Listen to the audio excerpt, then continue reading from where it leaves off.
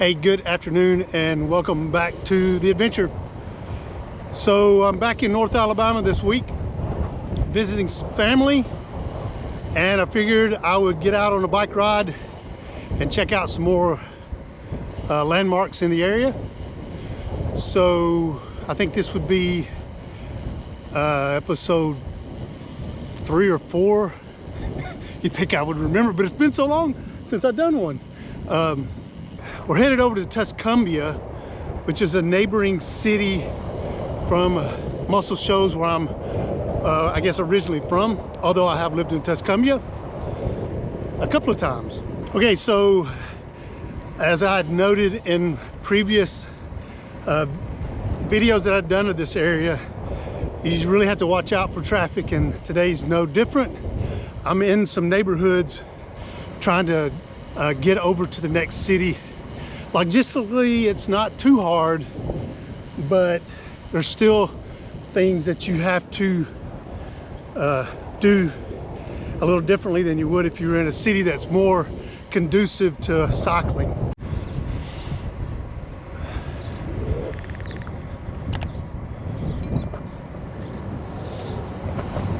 As you can see, it's pretty breezy today. The wind yesterday was really rough. Today it was supposed to die down. It hasn't. So I'm facing pretty much a headwind all the way to where I'm going. If the wind stays up, of course, you get a tailwind going back. We'll see what happens. My luck, it always dies down later in the day. It is about 68 degrees today. The Garmin says 74. I'm sure that's kind of more road temperature, but it's about 68 degrees today. And this is the first obstacle to get. This is a basic Alabama state highway, and there's only 4 red lights to cross. Most of them are major intersections. This is the only one at kind of a side street, so we'll cross here. There used to be a mall there, and if you look off in the distance, they're actually building a Starbucks, which is a big jump for this area. Although we are going to catch a latte at hopefully a local coffee shop that's over in Tuscumbia. I think it's called Cold Water Creamy or Cold Water Coffee, something to that. I'll show you when we get there. Here's the second major obstacle. If you can see in the background, I'm in a Walmart parking lot, and there's a hospital, or what used to be a hospital, that separates it, and there's no thoroughfare that goes through there. So I got to get out on one of the busiest roads in the area after I cut through this parking lot for, I think, a chicken place. Yep, Bojangles Chicken. So a little bit of logistics. I probably could have went back through the neighborhood a little bit and done better, but hey, it's an adventure, right? Okay, so I made it through the second obstacle. Not too bad. I had a car ride my rear end. Had to cross a railroad track.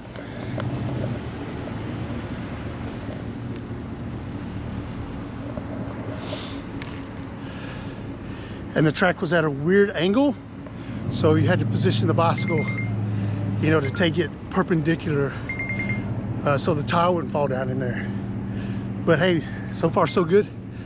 I think there's maybe only one more significant obstacle when we get into Tuscumbia. Actually, we're on the Tuscumbia side. And interesting, this road from the yellow line, you know, back that way to the left, that's all Muscle Shoals, and from that yellow line to the right, it's actually Tuscumbia.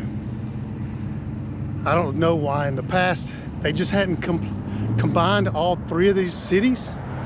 I think it has more to do with each one has its own government, fire department, police station, and that's probably the way they want to keep it. Northwest Shoals Community College. When I was growing up, that was George Wallace College, I think. Anyway, my brother is actually the head golf coach at that community college, right? Pretty cool.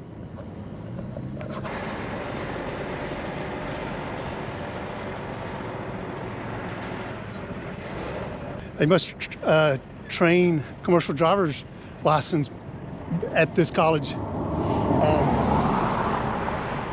They've got their own, what is that, probably a 40-foot trailer for the athletics department. I didn't figure they would move that much athletic equipment. I had to check that with my brother.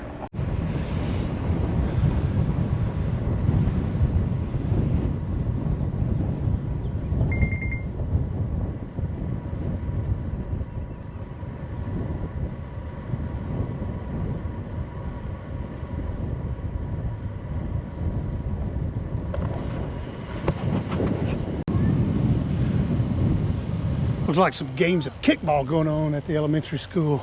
Okay, coming into downtown Tuscumbia.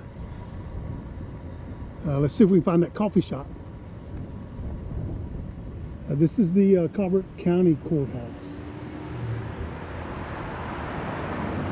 After we get a cup of coffee, we'll take a cruise around there. That wasn't on my list of landmarks, but it is something to see. Okay, so I think the cold water coffee place is closed. We're gonna go try Charlie's Coffee Company, see if it's still open.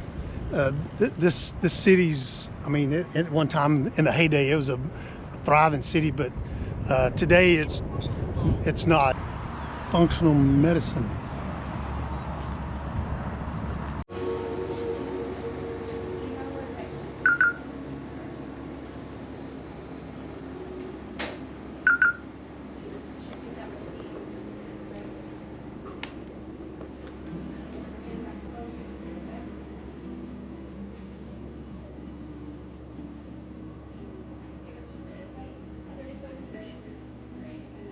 Puzzle time.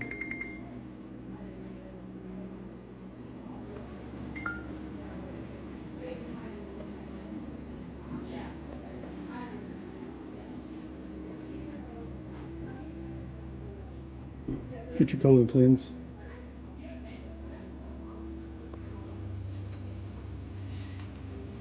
Little black roast coffee. Immune support. Cool. Functional medicine.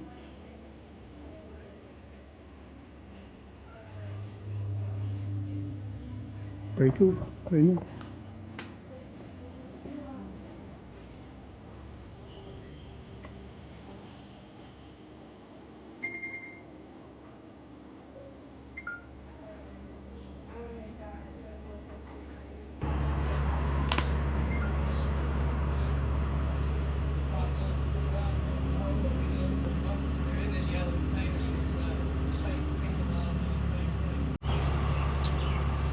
Okay, so I stopped into this place called Charlie's Coffee Company and picked up a latte. This one's 16 ounces. Typically, you know, the smallest they would have would be like 12 ounces, and this is the smallest they had, 16 ounces. But it's pretty smooth. But yeah, if you're ever in the area, Tuscumbia, Alabama, come check out Charlie's Coffee Company.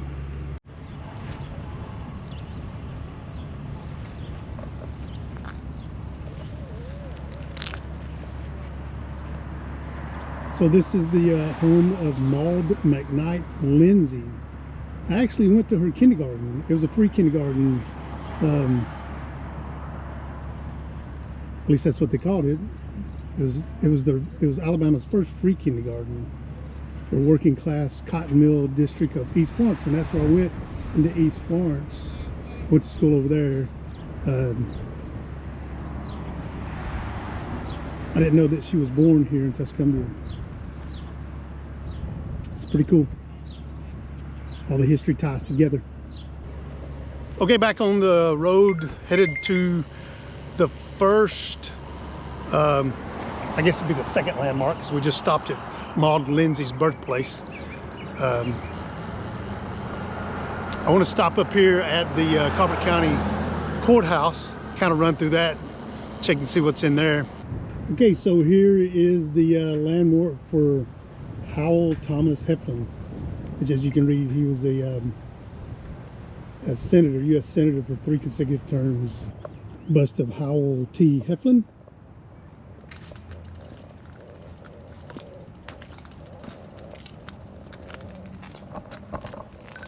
Work has resumed. Hard.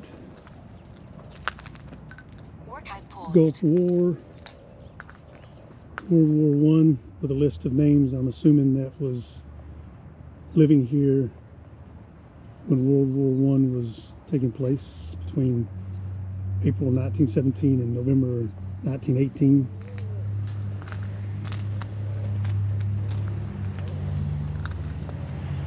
Maybe World War II, given the dates, 1941 to 1945.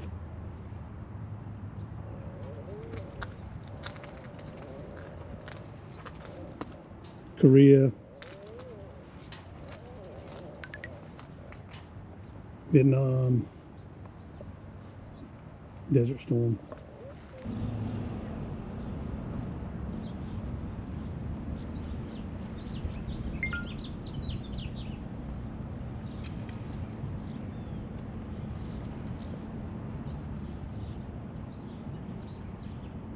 Okay, so this is some type of a railroad transportation museum. I think this is like the first train station in the area, if I remember. Looks like this was used to turn the locomotive around.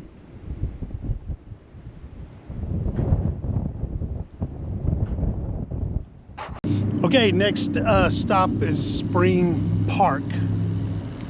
Used to go here a lot when I was a kid. They used to have like a wading pool. And I can remember vaguely going down to the wading pool with my grandparents on a hot summer day.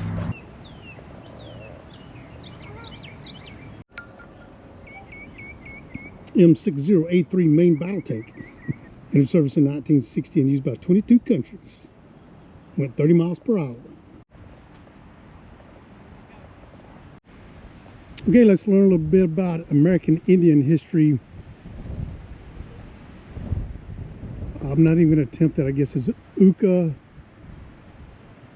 Kaposa, meaning cold water. That was a Chickasaw name given to the Spring Creek, which is in this area, and to a trading post established near the Tennessee River about 1780. About 1817, Michael Dixon and others were greeted at what by then was called Big Spring by Chief Tuscumbia, a Chickasaw rainmaker. The settlers named the town in his honor in 1822. Colbert County formed in 1867 from the northern half of Franklin County. It was named for Chickasaw chieftains George Colbert, operator of an inn and ferry on the Natchez Trace at the Tennessee River, and his brother Levi Colbert, who ran an inn on the trace at Buzzard Roost Spring. You got to go to the other side to continue. Prehistoric hunters and gatherers lived in the area along the Tennessee River and its tributaries, including Spring Creek, more than 10,000 years ago. When early white settlers arrived, the area was occupied by Chickasaws to the west and Cherokees to the east. Other tribes, including the Creeks, occasionally hunted or lived briefly in the area. After the Indian Removal Act of 1830, thousands of Native Americans passed through Tuscumbia on the Trail of Tears. I have a big motorcycle ride for that every year. The Tuscumbia, Cortland, and Decatur Railroad transported Indians to Tuscumbia Landing, where they boarded steamboats for removal to new homes in the Indian Territory, which is now Oklahoma. Oh man, that's pretty bad, right? It's our history, but I don't know that it'd be history that I'd be proud of.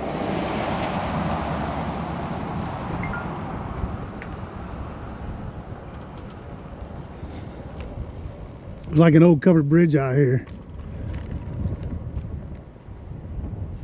Ah, it's an old covered railroad bridge. That's pretty cool.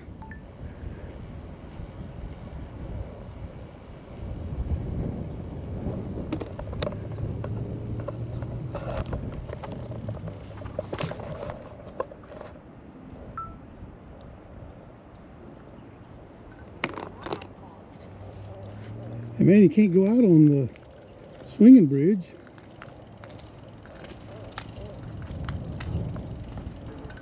That's Spring Creek.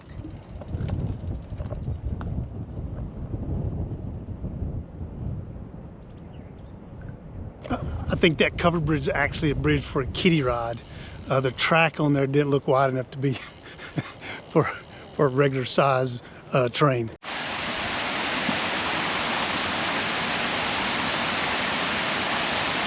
Yeah, Coldwater Falls, world's largest man-made natural stone waterfall to be known in existence. 80 foot wide, 48 foot tall, 1,780 tons of Colbert County sandstone. 4,320,000 gallons of water per day passes over the fall.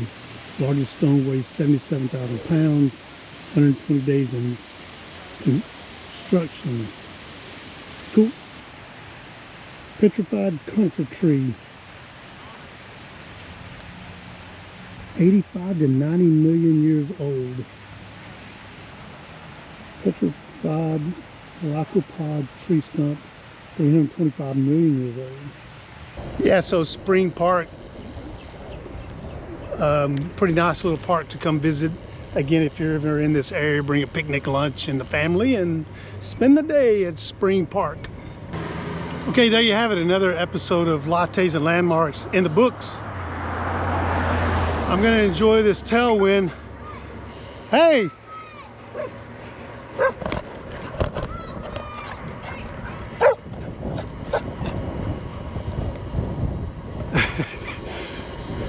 Never been chased by a poodle before. That's a first time for everything, but I think he was just playing around. He didn't seem to be very mean, but I didn't give him a chance. I was just trying to outrun him a little bit. Anyway, as I said, another episode of Landmarks and Lattes, or Lattes and Landmarks in the books. And I'm gonna enjoy this nice tailwind back to my parents' house. If you like what you see, don't forget to like, subscribe, and ring the bell for notification of videos that's coming up. And we'll see you on the next adventure. Hope everybody's staying safe out there.